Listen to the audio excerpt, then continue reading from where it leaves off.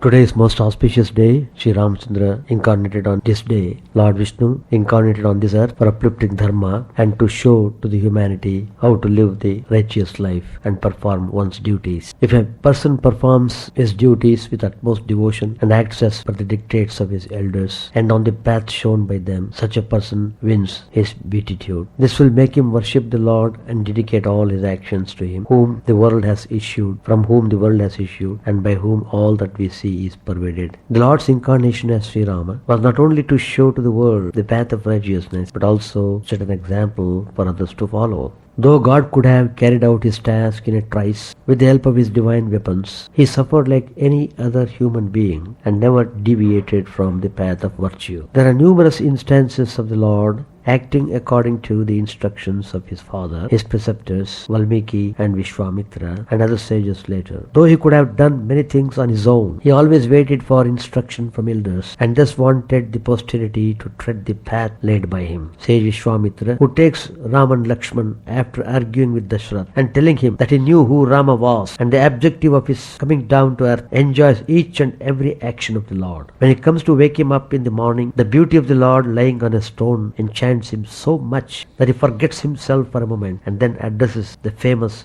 verse of Suprabhat. Though knowing that he is the divine being, the sage wakes him to perform the morning ritual, which is very important for every individual. Sri Ramanuj, the great Acharya, in his ripe old age, when he was unable to get up from the bed, used to seek the help of his disciples to rise and perform the ritual standing all alone. After killing Tataka with a single arrow, the brothers helped the sage perform the sacrifice by building an umbrella of arrows over the place where it was being performed, and also killed Subahu while driving away Maricha. The sage, who wanted to show to the world the greatness of the Lord's holy feet, took him to sage Gautama's place of residence, where his wife Ahalya was lying as a stone due to a curse, and by the touch of Sri Rama's feet, she was immediately redeemed. Sri Rama's incarnation as a human being was for the purpose of promoting peace and happiness in the world. Ramo Vigrahavan Dharmaha. Rama is the very embodiment of righteousness. It was as if righteousness itself had incarnated on earth. Dharma and Sri Rama are inseparable. Bhaga means all-encompassing prosperity, righteousness, fame, wealth, wisdom, and renunciation, or non-attachment. He who is a possessor of these 6 attributes is called Bhagavanta. Sri Ramchandra had all these 6 attributes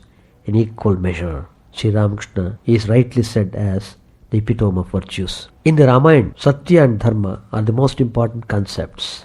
The Vedas have proclaimed Satyam Vada Dharmanchara. Speak the truth, act righteously. In order to honor the plighted word of his father, Sri Rama decided to go to the forest leaving Ayodhya. Truth is the foundation for all righteousness. There is no greater religion than truth. Sri Rama stood out as an upholder of truth to fulfill the promise of his father, to maintain the traditions of his Ikshvaku dynasty, to protect his country, and for the sake of the welfare of the world. It is said of Mahatmas that what they speak, what they think, and what they do are in perfect accord. In the case of the wicked, their thoughts, their words, and their deeds are at a variance with each other. By these definitions, Sri Rama was a great Mahatma and Ravana was a Duratma, an evil-souled being. In the first 12 years of Sri Rama's life, he encountered 3 types of women. When he went with the sage Vishwamitra to protect the sacrifice, Sri Rama encountered the Rakshasi Tataki. He put an end to her without any compunction or aversion. After Vishwamitra's sacrifice was completed, Sri Rama went with the sage to Mithila. On the way, he came across Ahalya, who had been transformed into a stone. He gave her life, absolved her of sin through penitence, and restored her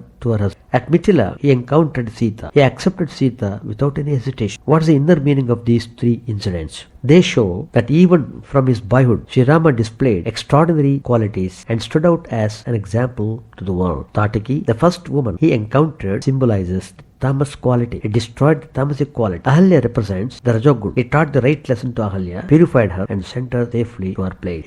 He took to himself Sita, who represented the sattvic quality. Bhagavan approves of and accepts only that which is sattvic. He values the sattvic quality. He protects and fosters it. Today, all the 3 gunas, tamas, rajas, and sat, are present in man in varying proportions. What does the presence of the tamagun signify? It is natural for the tamasic person to regard untruth as truth, wrong as right, evil as good. Although the phenomenal world is impermanent and illusory, the tamasic minded person regards it as permanent and real. The Rajasic person lacks the power of discrimination and yielding to likes and dislikes, behaves without restraint. Impulsive action is characteristic of persons in whom the Rajogun is predominant. Because of hasty and impulsive action, they are subject to all kinds of difficulties. In the process, they waste their lives. In the quest of the divine, there should be no hurry. Purity and serenity are required for God realization. There can be no happiness for the man who lacks peace. Saint Tyagaraja said in one of his songs, "Without peace there is no happiness." Tyagaraja was a great devotee of Sri Rama. As a devotee, he had numerous experiences which he conveyed for the world through his songs. What are the inner meanings of the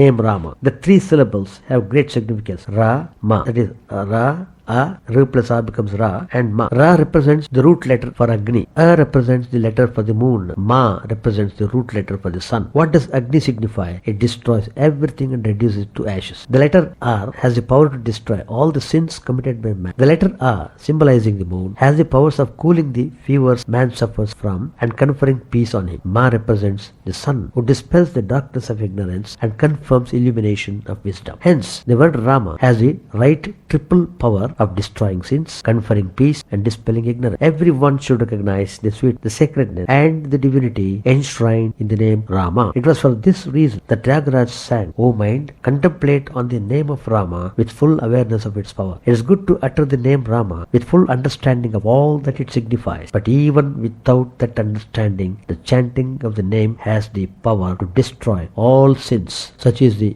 immense power of the divine name Sri Rama. So we are observing his birthday today. Now the special puja will begin.